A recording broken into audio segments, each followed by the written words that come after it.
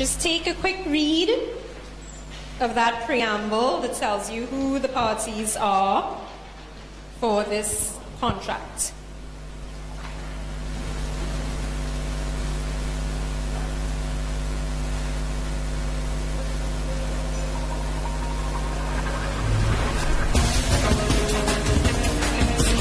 Wow, we brought food inside.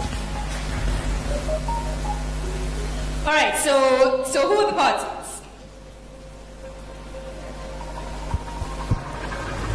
Anyone can just shout it out.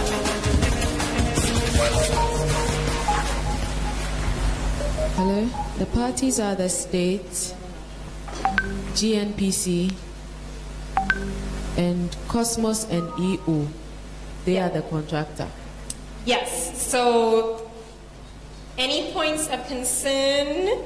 I know that there's a point of concern at this table. What's your point of concern when you look at this?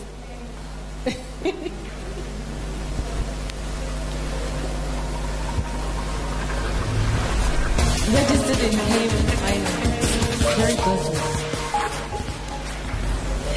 I would like to know more. Yeah, okay, so, yeah. So sometimes when you're looking at these, you're looking at the preamble and you're seeing where the company is registered. Sometimes where it's registered might start to raise a question mark. Now, doesn't necessarily mean that, you know, there's an issue there, but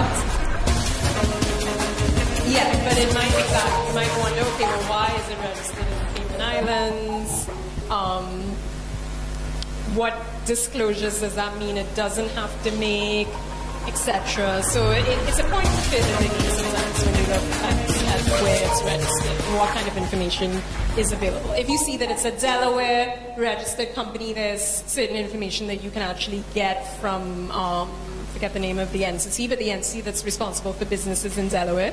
There's certain documents that you'll be able to find there on the company. So depending on where a company is registered, it also raises some questions about the kinds of information you'll have access to or why it's registered there. For better or for worse. Yes? They're American. So did they create another company?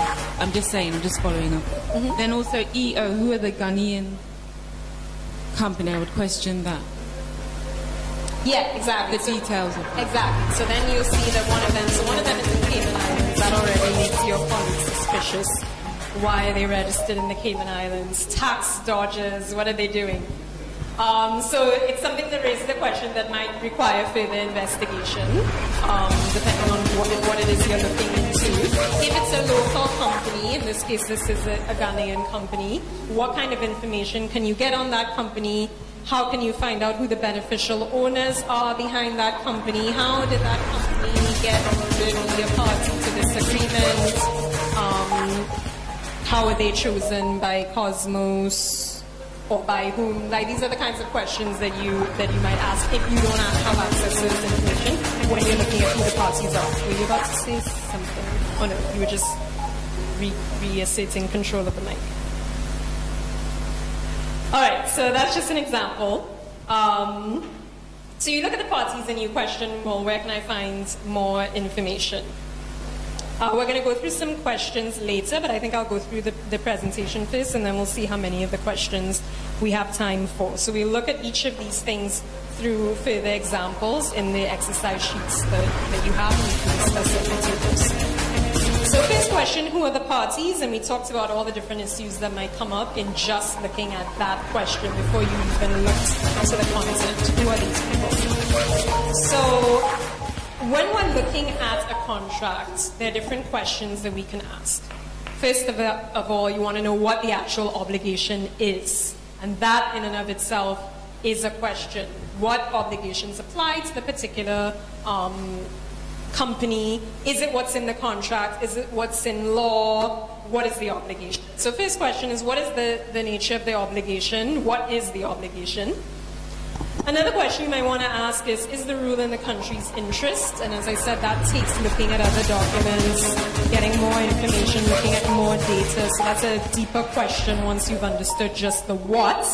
then you have to understand, okay, is it in the country's interest? Is there a problem here with the way that the obligation is framed, with what the obligation is or isn't? Then you might want to know, okay, who is responsible for monitoring or enforcing this obligation? This might be in the contract, this might be in law, this might be in regulations. Who do I need to look to hold accountable if I feel that this obligation is not being properly enforced and the company isn't meeting its responsibilities, or government for that matter isn't meeting its responsibilities? And then where can I get more data on enforcement? So this is a kind of step-by-step how I would go about making use of a contract if I had it. Now, for the purposes of today, we'll just be looking at the what, which you start with the contract to understand. So fiscal terms in the contract, you might want to understand when you're looking at the fiscal terms in the contract, how do these interact with the law? Are they basically just reiterating what's in the law? Are they pointing you to the law and saying, go look at the law to find out? Or are they providing some different or specific terms that vary from the law? So you want to know what has to be paid, when does it have to be paid, and to whom. So, let us go to page 10. Again, these are just examples of like just looking at clauses and having a think about whether it raises any questions for you, or what kinds of questions you might want to ask. So, looking on page 10,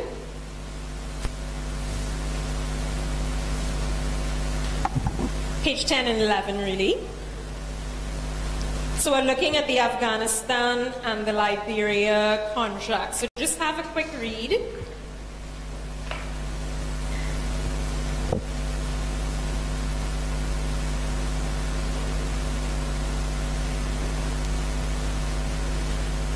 Are you finding it? Yeah.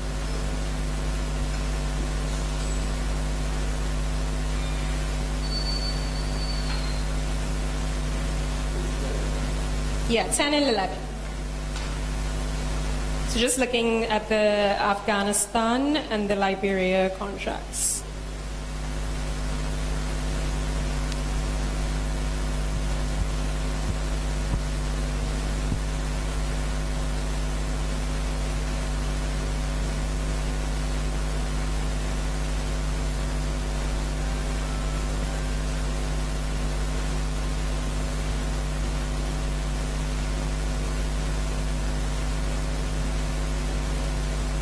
Okay, so finished?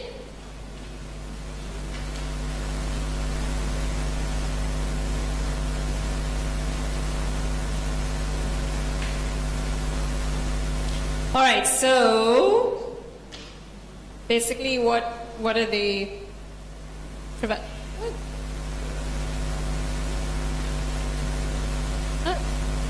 Are you sure? No, it's another hour. This table, the timekeeping table is dropping the ball, guys. Are you sure you want to leave them with this responsibility? Yes, we have another hour, guys. Thank you. Okay, so what's going on in these two? How do these royalty systems differ, and can we say which is better? Do we have enough information for that? Yes. Yes. The Afghanistan is 26%. The royalty is higher. But what's more interesting is the fact that they're selling on the sale of price of set gold on the date of sale in the London's Metal Exchange. Yeah. However, Liberia, I think, get a raw deal on the sense that they sell free on board in Monrovia. So if I'm not wrong, that means they sell at the port. It's like a market, at market price. And so they can, it's all about bargaining and the demand supply. I'm not an economist nor am I an accountant, so I do not understand those terms as well, but that's what I get. However, I have a question. The amount in Liberia, the amount of such royalty shall be 3% of the. No, sorry. No, it's okay. I've answered the question. Oh, yeah. You've answered the question. Yeah. So yeah, I think the Afghanis get a better deal just by the fact that they have a higher royalty price. Yes. Does everyone agree with that? There's some murmurs over here. Do you have something to share?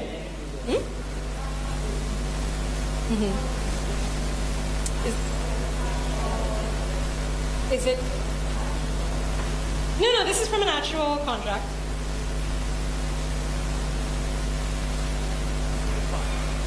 This is an actual contract. Now, I mean, so can we say which one is better? Now, this is a fairly, yes. Maybe as a follow-up on what we have asked, it's just, I'm trying to see how reasonable is it or how practical is it for the investor, given that they have to pay 26% of the gross revenue. So this is even before you've taken off any of your costs.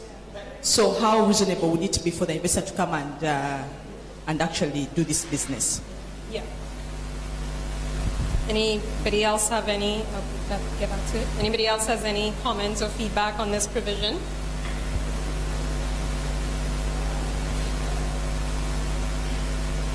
Afghan 26%. What's contributing to it? How come Africa we are getting as low as 5%? What? Okay, so this is a 2004 contract. Don't work on Afghanistan, so I'm not going to get into the details of Afghanistan. But what is an important takeaway? These are good questions that we're asking, and this is exactly what's supposed to happen when you look at contracts. And when you compare contracts, which we'll look at a tool a little bit later on that gives you the ability to do that, to look at different contracts and to pull up different provisions exactly as I've done and to read them. But something that's very important is to think holistically. So we're looking at this one area and it raises a kind of question mark like, 3%, 26%. Afghanistan is using benchmark pricing, so that's one thing that we think about.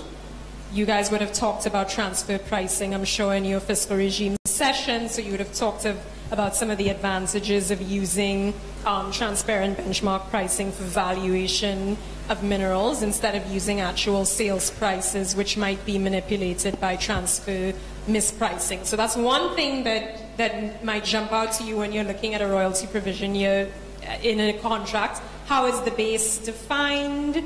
And are there problems with how the base is defined that open the door for certain issues, such as transfer mispricing? Then the other thing that you think about... Just needed some bit of clarity. Liberia is paying the 3% on exploration activities. So, I understand there's some sort of pirate mining, so they're not so certain of the fines. Right. Afghanistan looks like they know what they have, and so because in Uganda we had issues, companies didn't want to pay this royalty. They are like, what if we don't find the minerals? So and then Afghanistan lacking the powers to make decisions to decide the price depending on land, and I think either it weakens them or doesn't give them a good bargaining power. Just thinking. Well, okay, so your colleague has raised issues about whether using benchmarking prices is always in the interest of a country. I think, you would have discussed it within your fiscal regime session, so we won't go into it. But there are advantages in terms of avoiding transfer mispricing issues. But he also raised another very important thing, which, again, when you're reading contracts, especially if you're comparing and wanting to understand, okay, is this a good clause? How has this been written other places? You have to look at all the details and make sure that you're comparing apples to apples. So in this case, we are actually comparing apples to oranges, because this royalty provision is talking about gold discovered during exploration and produced under pilot mining. So we're not talking about royalties that are applicable during full commercial production. And so that the percentages that you're looking at, they might also influence what base we're looking at and why. And then when we're talking about the extent of Afghanistan's royalty provision, okay, so we've seen the royalty provision, it seems to be rather high, but then we might also want to know, well, what does the rest of the fiscal regime look like? Have they been exempted from certain taxes, etc.? So it's an initial question that gets raised when we look at a provision. It starts to spark some things in our mind. Okay, why is this clause written like this? And then we have to kind of take the next step to answer those questions. Okay, so let's look at another provision, and this is the one that just immediately follows the Liberia one. This is from Tunisia. Take a quick read.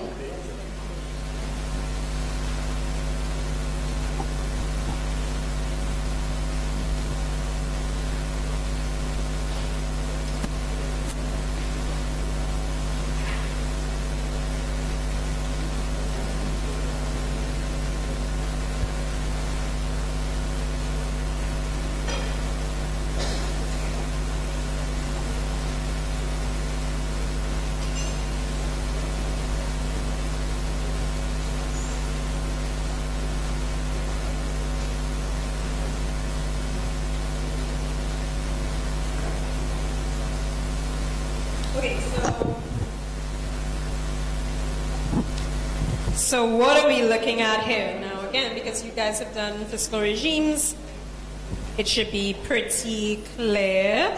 So what type of contract are we looking at? We are.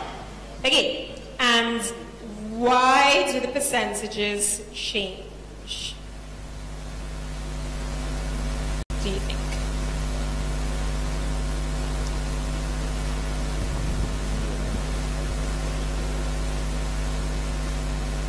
Who wants to answer that? Okay, you've been more enthusiastic. I think.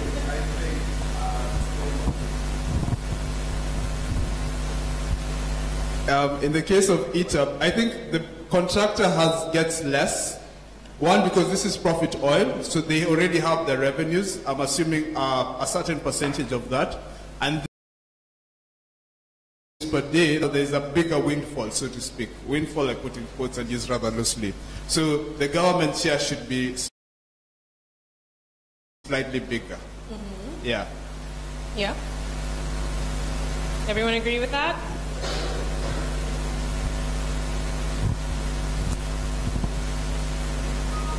Yes. Yeah. Yeah. Okay, yeah, so you guys would have talked about the notion of progressivity when you were talking about fiscal regimes, and there are different mechanisms that are used under production sharing contexts to make the regime responsive to increases in company. And the theory here is that as production levels increase, their revenues and their take really is increasing because costs aren't increasing to the same extent as production is rising. And so as the company takes in more, the balance of the percentages shifts in favor of the government so that it's responsive to increases in profits on the part of the company.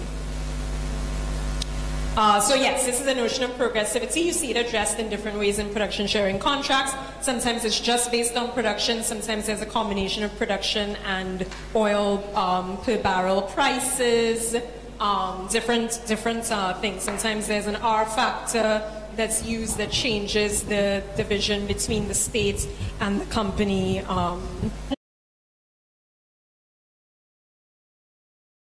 Sharing term that has some elements of progressivity that is based on production.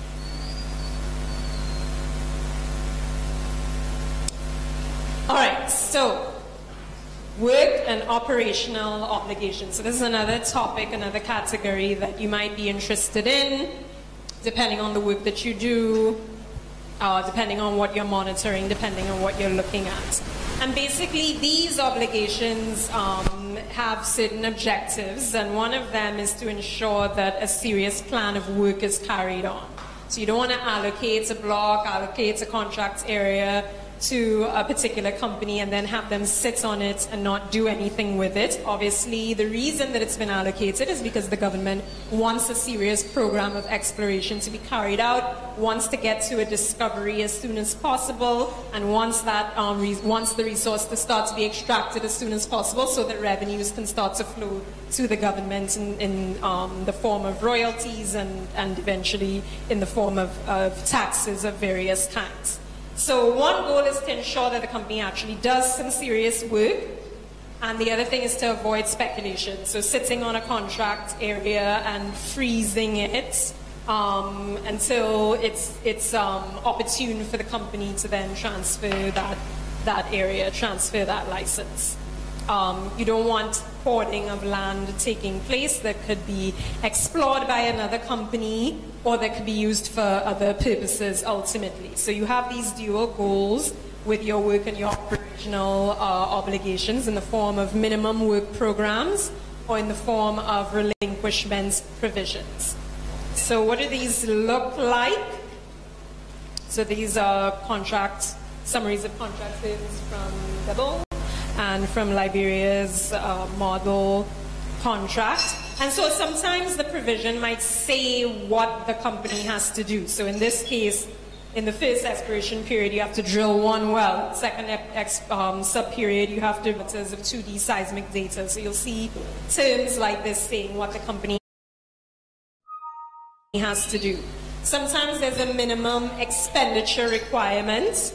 So it says the contractor in the Liberia provision shall carry out a minimum work program at a cost of no less than X million dollars. So you want to make sure that the company is actually spending money and doing some work. Sometimes you'll see provisions that have both. Sometimes it will say the company has to do X, and in doing X it has to spend, a minimum of this amount. There might be provisions that say if you did this work, then you're exempted from spending the required amount. Or if you only did parts of the work, then you have to pay in cash what you didn't spend up to the minimum. So these are just things that seek to ensure that the company is actually engaged in a serious program of work. Then we have relinquishment provisions, and there's one on, where did I put it? On page 13. And again, if you just take a quick read, it will give you an idea of what these relinquishment provisions look like. So it's on page 13, and it's the East Timor Model Production Sharing Contract.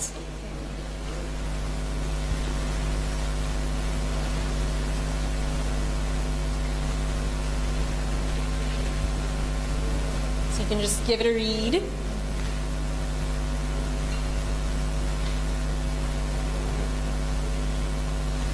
One, 3.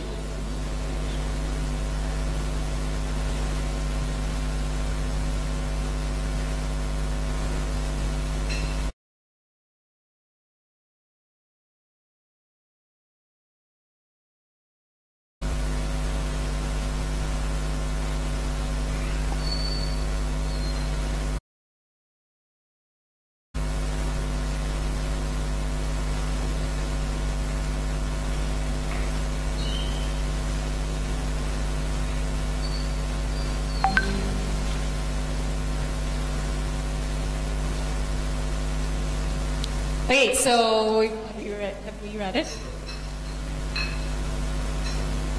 Yes? No?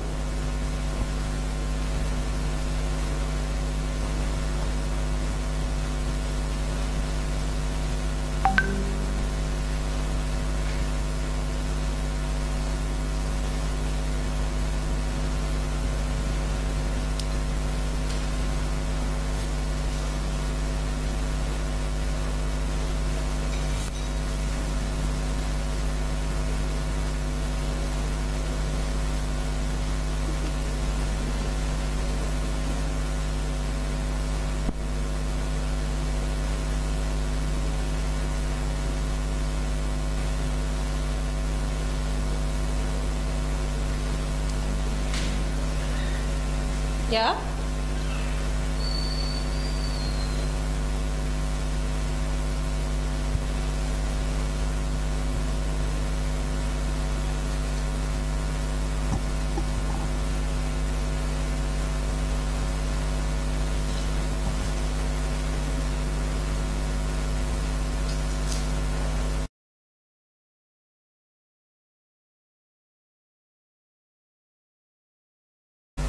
Okay, so yeah, finished reading it? Yes? No? You finished reading it? Yes. So yeah, so it's just giving you an idea of relinquishment provision. So under this provision, the company is required to give up 25% of the contract area after at the end of year 3, at the end of year 5, another 25%. And there's voluntary relinquishments at any stage subject to certain provisions, as the company can't be in breach of any provision of the agreement, and they have to fulfill their obligations under these different sections. But generally, the provision is meant to ensure that by the end of year 5, the company is holding no more than 50%. So it's basically forcing, again, the company to carry out a serious program of exploration activity, because they know that end of year 3, they're going to lose 25%. Whichever portion of that they have to give up, they're not going to be able to continue to explore in that area. So all of this is providing incentive to engage in a serious exploration activity, and also allows the government to get back portions of the land and to reallocate it as necessary, as the case may be.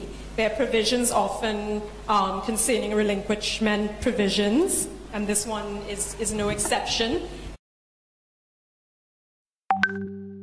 So it's not like you can just portion off little pieces scattered all over the place and relinquish those. You have to relinquish a discrete and consolidated area that is viable for carrying out exploration and possibly production activities by other entities. So working together with minimum work obligations, often you'll find both in a contract. Together, these are used to make sure that the large areas of land aren't unnecessarily held by companies, and that they actually carry out a serious program of work. Okay, so moving on to social and environmental obligations. So you find in contracts, or you may find a variety of different types of what we're calling these social obligations. One of them may be local content obligations. Now, some of this might be in law, some of it might be in regulations, some of it might be specified in contracts, and it will typically cover things of locals for using local goods and services, however that's defined.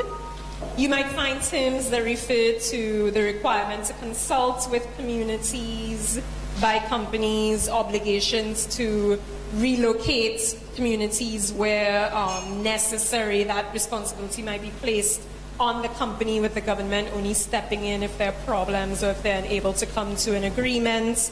You might also find to develop socially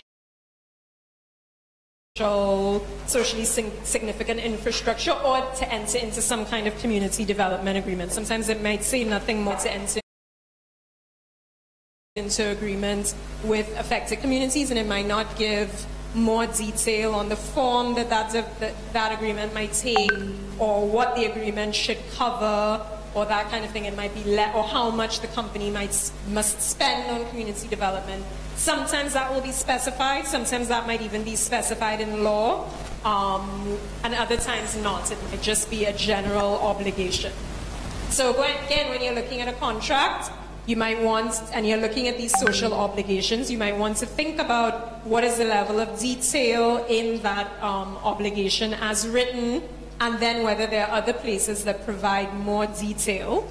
And if not, then is it really implementable? Is it really enforceable? Or is it kind of left up to the best discretion of the company And therefore, is that a problem area to be flagged and to be identified for updating and upgrades in the legal framework? So, just take a read on screen of these summaries of these contractual provisions on local content for Guinea and Liberia. And then you can tell me what you notice.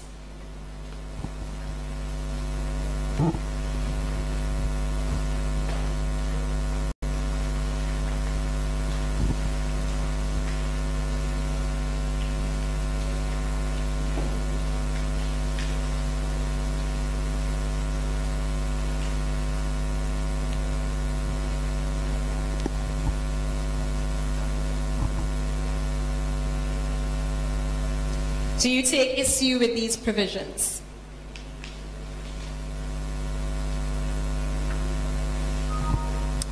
So take a look at the provisions, and then do you see any issues with this approach? Do you have a problem with the contents of these provisions? Do you foresee any issues with them? It's not.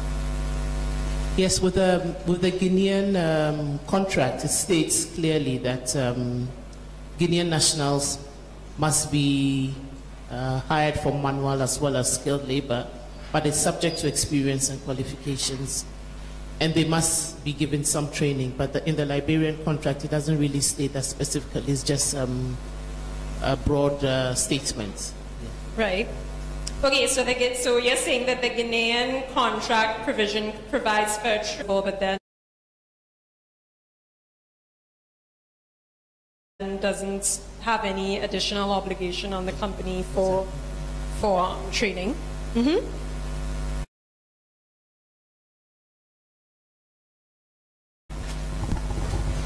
At the Ghanaian provision, at the first one, they mention source Ghanaian products and service to the extent possible, but they don't explain what they mean by extent possible. Right. Which interpretation we should take from that provision, extent possible? Right. So you're taking exception to the extent possible, and the Liberia provision also has a similar to the maximum extent feasible. What is that? Was your hand up? Yeah. Yeah. My take is yes. Yes. Go ahead. But was your hand also up? No. Oh, okay. You were just moving. Oh, okay. Okay. No problem. Feel free to stretch. Get up at any time. Move around. Not too much. Yes, my take is on the Guinea aspect.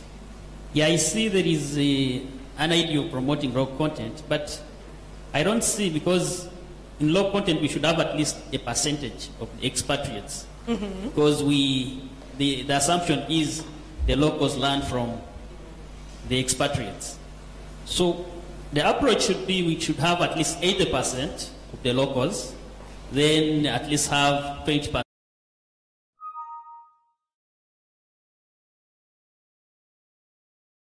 So my view is Guinea has it right, but Liberia has an issue, because as the aspect of low content is not well captured. Yeah. And there are some gaps with that. Anybody else? I think Guinea says a priority must be given to the Guinean nationals. But I suppose the statement means with the option, but the priority must be given to the Guinean nationals. But then Liberia it's outright that Liberian citizens should be the ones employed in all levels. Right, but it is qualified by to the maximum extent feasible. Yes.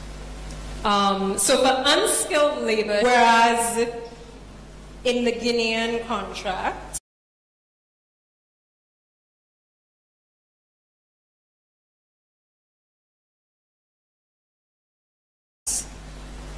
it says prioritize hiring Guinean nationals for manual labor. So even for manual labor, it's a prioritizing. But for manual and skilled labor in Liberia, it's unequivocal. You can only have Liberians for the unskilled labor. So that's one thing.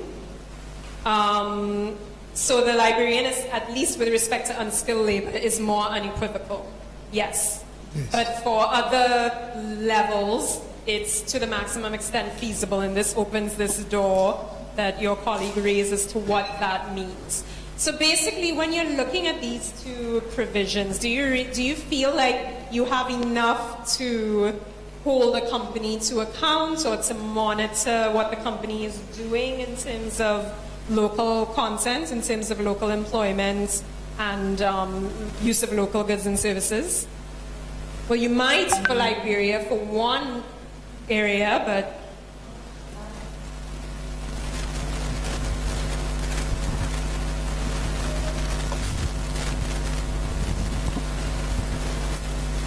hello. While the Guinean component is more superior, we look at the way my colleague saying that he has said that 80%, but that is not, it may not be feasible. It says that it is going to take product and services from the local. But I think it could have been more specific and say put a percentage. And then again, you realize that there is also a clause somewhere in the law that says that it must meet international standards. So if it does not meet international standards, even if you have those people who are supplying those services, they will not take. That is number one. Number two, for Liberia, we need to look fighting for training like Guinea. Look at Liberia, compare it with any other country. And do you know these lawyers who make these contracts? They have assessed the entire country. They know what is the situation. When they say to the extent possible, they know you cannot be able to get that person to stay in that level. So even if they employ from outside, they will be able to say it's because we could not be able to find someone who can be able to fit this, and they can justify. So that is why I say it is not enough to monitor. Thank you.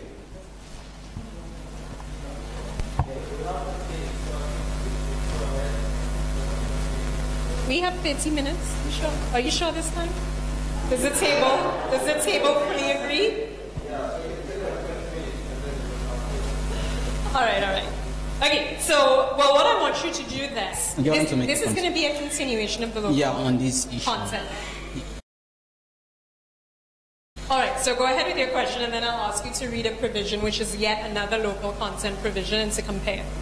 Yes, if you take a look at the supply chain in terms of skilled labor, technical expertise, there are a lot of issues.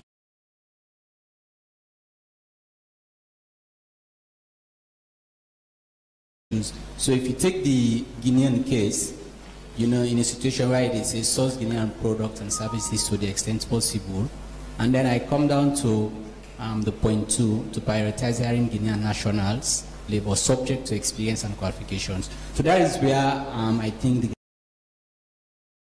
Guinean experience has a very strong footing, because the supply chain is highly quite expensive, technical, and quite demanding for people to come and work to provide the essential output. So if I'm a local, I don't have the skill, the contractor has the right to look for the skilled person so far. In the case of Sierra Leone, when we had the bauxite and rutile boom, we had to source some of our expatriates from South Africa, because South Africa had been in the mining industry for quite some time. So that is where the challenge is in terms of local content. Yeah, so you guys are going to have a session on local content this afternoon, and I think you will have also a whole seminar on local content, and so I hope you'll have a chance to dig into these issues in even more depth, because it's quite an interesting one in thinking about the enforceability of local content provisions, the best design for local content provisions and a local content regime, how realistic they are, what is the sort of program and plan for developing capacity over time, sometimes whether it's worth it to develop capacity that might be highly specialized depending on the extent of the resources that the country has and how long those resources are actually projected to last before they're, in theory, exhausted. So whether you want to focus a lot of attention in building up capacity that might be sort of outdated at a particular point in time. There are lots of questions that might be raised. There's also the issue of whether the government is okay with foregoing revenues in the form of taxes in favor of increased employment over a period of time. And so they're okay with goods and services potentially being more expensive or potentially being more inefficient. There's also the problem of ensuring that you still can attract investors and that they can manage the project efficiently. So there are lots of questions that go into considerations of a local content provision. But I think that we can agree that the way that these provisions are drafted, and probably intentionally so, and in the absence of other legal or regulatory provisions, which, you know, for the purposes of this exercise, we're assuming that. But in the absence of other legal and regulatory provisions, I think that we can agree that as drafted, it's hard to really understand what the company is required to do and when. And part of it, I think, is an acknowledgement of the fact that there is limited capacity within the country. And so even though on the one hand, almost for political reasons, you're forced to say prioritize locals, on the other hand, you create this opening where the company can use non-locals by using this to the maximum extent feasible, to the extent possible, because it's an acknowledgement of the fact that it's likely impossible to use entirely local goods and services and local employees. So take a look on page 14, the Mongolia provision, and this is just for you to compare what you might find elsewhere. So this is Mongolia, the Oyu-Tolgoi investments agreements on page 14. And I think you'll find that you're a little more pleased with this one.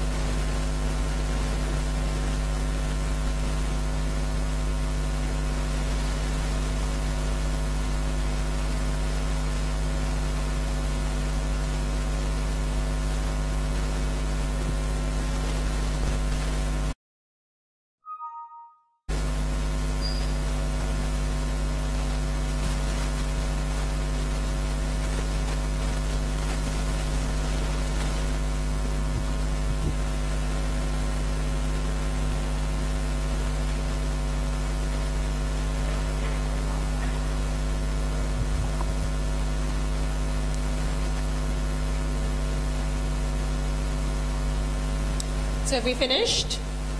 So what do we notice about this one? Yes. And this one is very detailed. It tells when what should be done and how they expect it to be done. Yeah. What else do you notice in terms of transparency and accountability in this one? It also gives monitoring timelines, which is very good. Mm-hmm. Anything else? Is there a way for the public to be informed as to what?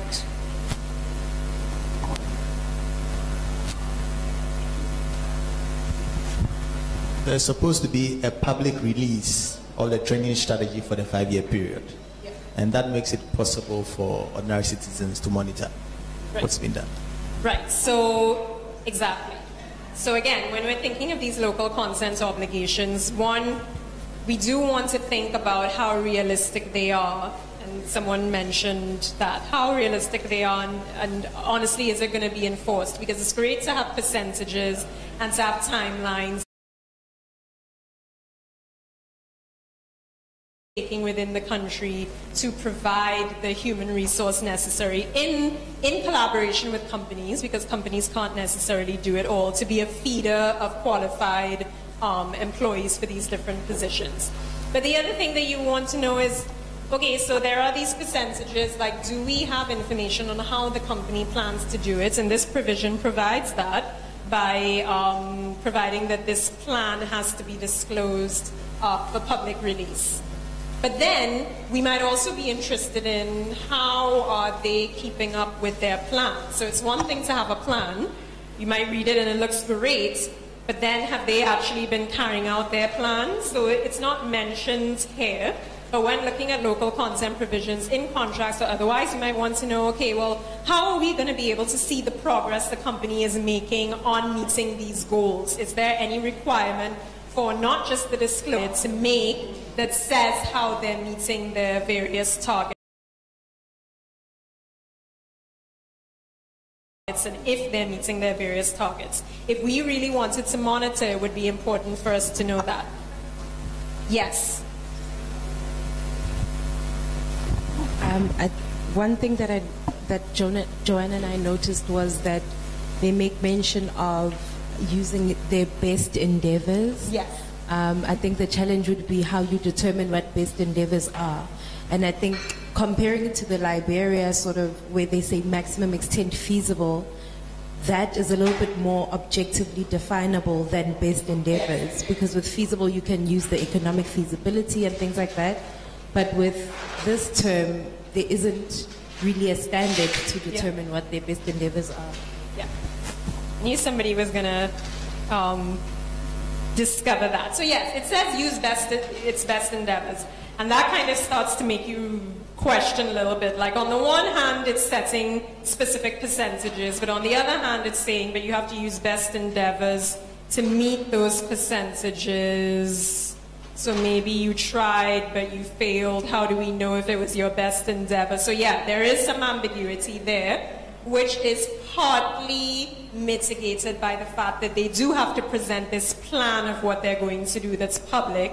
So it is some kind of pressure and some kind of reputational issue for the company to present and say, I'm committed to doing that.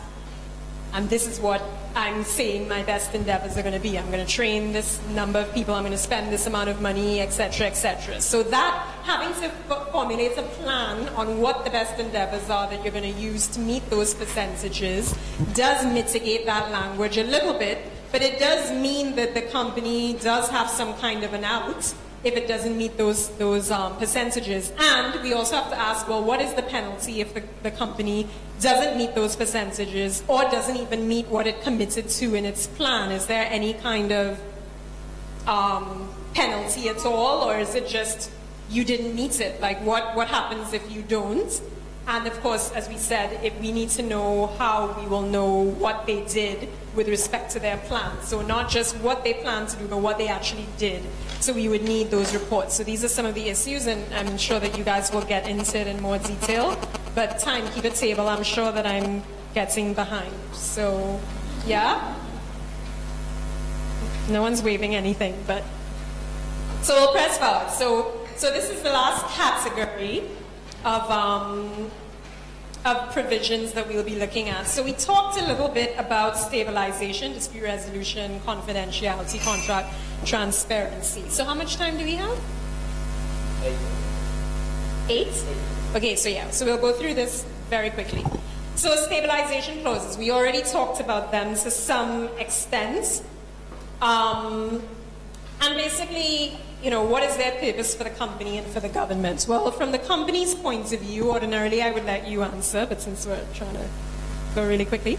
Okay, so obviously from company's point of view, we already talked about one of their interests is having the conditions upon which they made their investment decision remain largely the same. So they don't want to make an agreement and invest a lot of money in developing, in exploring, and then if they find something, developing a project, and then have the government be like, actually, we're going to raise taxes, like double the taxes that you have to pay. So they would like some kind of assurance that the government isn't going to change the rules of the game significantly on them. The government, on the other hand, does want some flexibility to apply new laws and standards over time. As we said, these projects last a really long time, in some cases decades, and lots of things can change over time. Prices can change dramatically. Health and safety standards and environmental standards can change dramatically, as your colleague from Mozambique raised. And so the government does want to have that flexibility when it makes new laws, to not have it apply